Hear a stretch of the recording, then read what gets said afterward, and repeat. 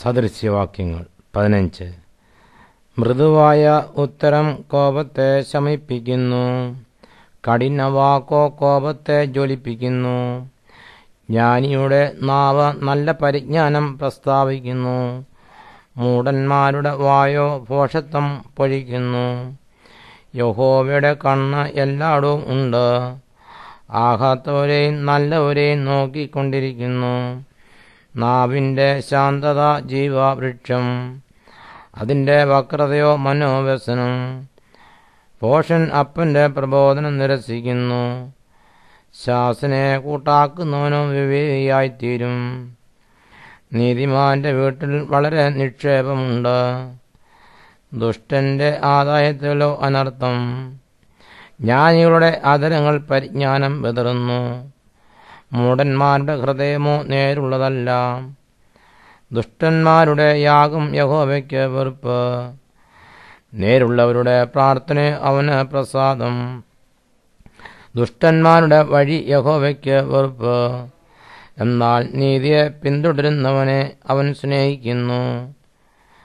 സന്മാർഗം ത്യജിക്കുന്നവന് കഠിന ശിക്ഷ വരും, ശാസന വെറുക്കുന്നവൻ മരിക്കും.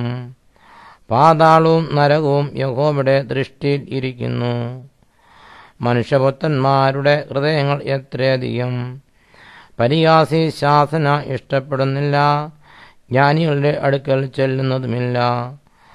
സന്തോഷമുള്ള ഹൃദയം മുഖപ്രസാദമുണ്ടാക്കുന്നു, ഹൃദയത്തിലെ വ്യസനം കൊണ്ടോ ധൈര്യം ക്ഷയിക്കുന്നു. വിവേകമുള്ളവൻ്റെ ഹൃദയം പരിജ്ഞാനം അന്വേഷിക്കുന്നു, മൂഢന്മാരുടെ വായോ ഭോഷത്വം ആചരിക്കുന്നു. അരിഷ്ടന്റെ ജീവനാൾ ഒക്കെയും കഷ്ടകാലം, സന്തുഷ്ടഹൃദയനോ നിത്യം ഉത്സവം. ബഹുനിക്ഷേപവും അതിനോടുകൂടെ കഷ്ടതയും ഉള്ളതിനേക്കാൾ യഹോവ ഭക്തിയോടുകൂടെ അല്പധനം ഉള്ളത് നന്ന്. ദ്വേഷമുള്ളിടത്ത് തടിപ്പിച്ച കാളയേക്കാൾ സ്നേഹമുള്ളിടത്തെ ശാഖഭോജനം നല്ലത്.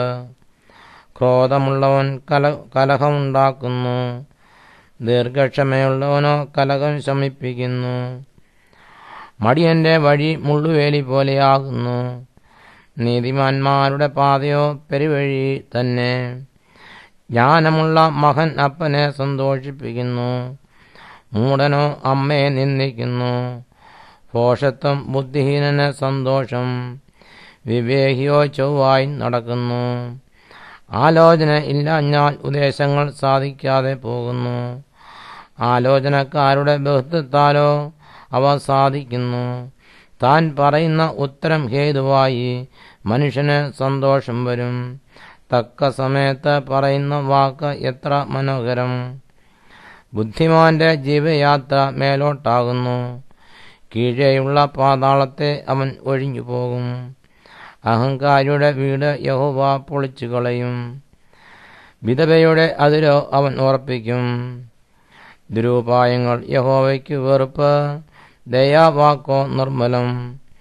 ദുരാഗ്രഹി തൻ്റെ ഭവനത്തെ വലയ്ക്കുന്നു, കോഴ വെറുക്കുന്നവനോ ജീവിച്ചിരിക്കും.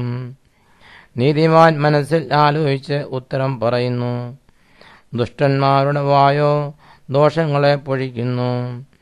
യഹോവ ദുഷ്ടന്മാരോട് അകന്നിരിക്കുന്നു, നീതിമാന്മാരുടെ പ്രാർത്ഥനയോ അവൻ കേൾക്കുന്നു. കണ്ണിൻ്റെ ശോഭ ഹൃദയത്തെ സന്തോഷിപ്പിക്കുന്നു, നല്ല വർത്തമാനം അസ്ഥികളെ തണുപ്പിക്കുന്നു. ജീവാർത്ഥമായ ശാസന കേൾക്കുന്ന ചെവിയുള്ളവൻ ജ്ഞാനികളുടെ മധ്യേ വസിക്കും. പ്രബോധനം ത്യജിക്കുന്നവൻ തൻ്റെ പ്രാണനെ നിരസിക്കുന്നു, ശാസന കേട്ടനുസരിക്കുന്നവനോ വിവേകം സമ്പാദിക്കുന്നു.